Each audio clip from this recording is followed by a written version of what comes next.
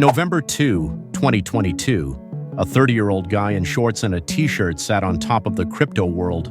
Sam Bankman-Fried, SBF. Forbes ranked him the 41st richest American, net worth $26 billion. FTX, his crypto exchange, valued at $32 billion. Tom Brady was his spokesperson, celebrities everywhere, stadium naming rights, Super Bowl ads. The media called him the JP Morgan of crypto, the savior of the industry. 9 days later, bankrupt. 60 days after that, arrested. 1 year later, convicted on all 7 counts of fraud. March 28, 2024, 25 years in federal prison, the fastest collapse of a billionaire in American history, from genius to prisoner in 60 days. And the whole time, he blamed everyone but himself. This is how an MIT grad fooled the world and stole $8 billion. Sam Bankman-Fried wasn't supposed to be a criminal. He was the son of 2 Stanford law professors, born on campus, raised in academia. Smart kid, really smart. MIT. Physics major, math genius. Graduated 2014, went to work at Jane Street Capital, a Wall Street trading firm, making $300,000 a year at 22 years old.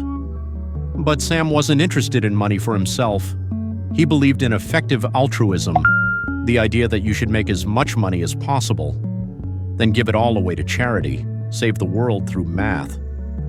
Sam donated half his salary every year. In 2017, he left Jane Street, started Alameda Research, a crypto trading firm. The idea was simple: buy crypto cheap in one country, sell it expensive in another, arbitrage. Sam made millions doing this.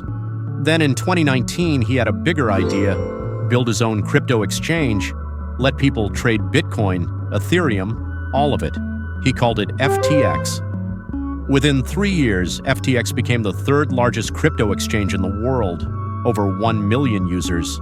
Sam was 30 years old and worth $26 billion, the American dream. Except it was all a lie. Sam moved FTX to the Bahamas. Why? Friendly crypto regulations, low taxes. He bought a $40 million penthouse in Nassau, 5 bedrooms, ocean view, luxury. But here's where it gets weird. Sam lived there with 9 roommates, all FTX employees: Gary Wang, his co-founder and CTO; Nishad Singh, director of engineering; Caroline Ellison, CEO of Alameda Research, Sam's trading firm. The rest, more FTX employees, 10 people, all in their 20s and early 30s, running a $32 billion company from a penthouse with no rules, no oversight, no adults in the room. They all dated each other. Sam and Caroline were on and off for months. Other roommates paired up too. It was like a tech bro frat house, except they controlled billions of dollars in customer money. Sam worked 22 hours a day, slept on a beanbag in the living room, played video games during investor calls, League of Legends, while pitching Sequoia Capital for funding. The messy hair, the shorts and t-shirt.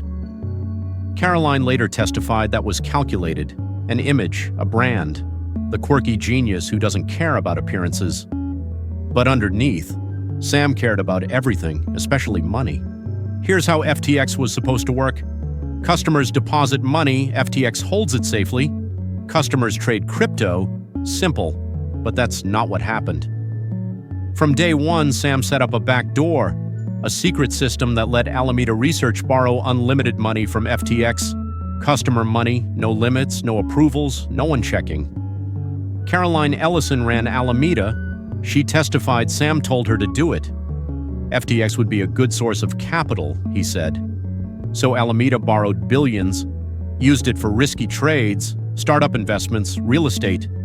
Sam bought a $17 million penthouse for his parents in the Bahamas, political donations, $100 million to campaigns, celebrity endorsements, Tom Brady, Gisele Bündchen, Steph Curry, Larry David, stadium naming rights in Miami, all funded with customer money.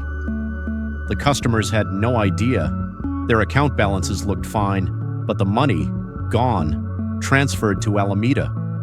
By mid-2022, Alameda owed FTX $10 billion, $10 billion of customer funds. As long as customers didn't try to withdraw, the scheme worked. But all Ponzi schemes eventually collapse, and Sam's was about to implode fast. November 2nd, 2022. CoinDesk publishes an article, a crypto news site investigating Alameda Research's balance sheet. The article says Alameda's main asset is FTT. FTT is FTX's own token, their made-up cryptocurrency. Think about that. Alameda's balance sheet is backed by FTX's own currency. That's like a bank saying their assets are their own gift cards. It's circular, it's meaningless. The article raises alarms. If FTT is worthless, Alameda is insolvent. If Alameda is insolvent, what about FTX? Changpeng Zhao reads the article. CZ, CEO of Binance, FTX's biggest competitor. CZ was an early FTX investor, but he'd sold out. He tweets, "We're selling all our FTT tokens, $580 million worth." November 6th, FTT starts crashing. Customers panic. They try to withdraw their crypto from FTX. Billions in withdrawal requests. But FTX doesn't have the money. Remember? It's all at Alameda.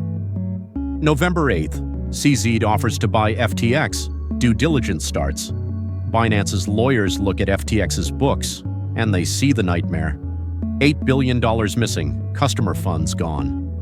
November 9th, Binance backs out. "We're not touching this," CZ says. FTX is done. November 9th, 2022. Bitcoin crashes below $16,000. Ethereum below 1,100. The entire crypto market is panicking. FTX is frozen. Customers can't withdraw anything. Sam sends a message to employees. "I completely understand if you want to step away." He's admitting it's over. November 11th, FTX files for bankruptcy. Sam resigns as CEO. John Ray III takes over. This is the same guy who cleaned up Enron. Ray looks at FTX's finances, and he's horrified. No accounting, no records, money everywhere and nowhere. A hidden account with negative $8 billion. He calls it the worst financial mess he's ever seen, worse than Enron. That night, someone hacks FTX, $473 million stolen in unauthorized transactions. To this day, nobody knows who. December 12th, Sam Bankman-Fried is arrested in the Bahamas, charged with wire fraud, money laundering, securities fraud, extradited to the United States. His parents post a $250 million bond. Sam goes to house arrest at their home in California. That $26 billion net worth? Gone. Forbes estimates his wealth at zero, from billionaire to broke in 30 days. December 18th, 2022. Caroline Ellison pleads guilty. She's cooperating with prosecutors. Gary Wang, Sam's co-founder, also pleads guilty, cooperating. Nishad Singh, February 2023, pleads guilty, cooperating. Everyone in that penthouse is turning on Sam. Caroline's the key. She was Sam's girlfriend, the CEO of Alameda, his right hand. She tells prosecutors everything. Sam directed all of it, she says. He told us to use FTX customer funds. He knew exactly what he was doing. Gary Wang confirms it. Sam set up the back door in the code. Only 3 people had access: Sam, Gary, Nishad. They moved $10 billion from FTX to Alameda on Sam's orders. Sam's parents also implicated.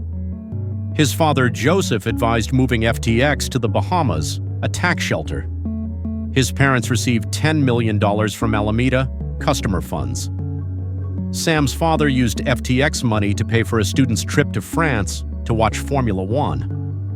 His mother, Barbara, was caught on email complaining Sam wasn't paying his dad a full $1 million salary.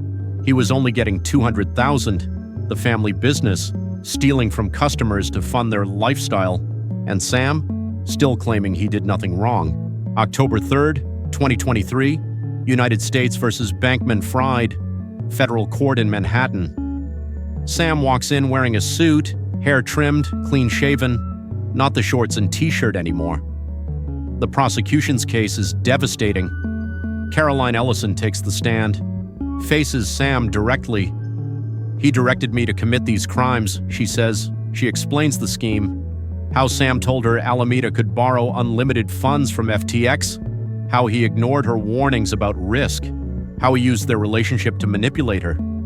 Gary Wong testifies next, explains the backdoor in the code, how Sam designed it himself. Nishad Singh. Same story. Sam told us what to do. We did it. Over a dozen witnesses, all pointing at Sam. Sam's defense: I made mistakes. I was overwhelmed. I worked too hard. But I never intended to defraud anyone. His lawyers claim he's just a math nerd in over his head. The prosecution laughs. This wasn't a mistake. This was theft. Calculated, deliberate, systematic. For 3 years, November 2nd, 2023, the jury deliberates, 4 hours, guilty. All 7 counts, wire fraud, conspiracy, money laundering, everything. Sam shows no emotion, but it's over. March 28th, 2024, sentencing day. Prosecutors ask for 40 to 50 years. Sam's lawyers ask for 5 to 6 years. He's young, he made mistakes, he's learned his lesson. Judge Lewis Kaplan isn't buying it. This was a very serious crime, he says. Sam Bankman-Fried lied, stole, manipulated. He showed no remorse. Even during trial, he kept claiming he did nothing wrong. The judge notes Sam's testimony was evasive, dishonest. He tried to blame everyone else. Caroline, Gary, Nishad, the market crash. Bad luck, never himself. 25 years in federal prison, forfeit $11 billion. Sam's $26 billion fortune, gone.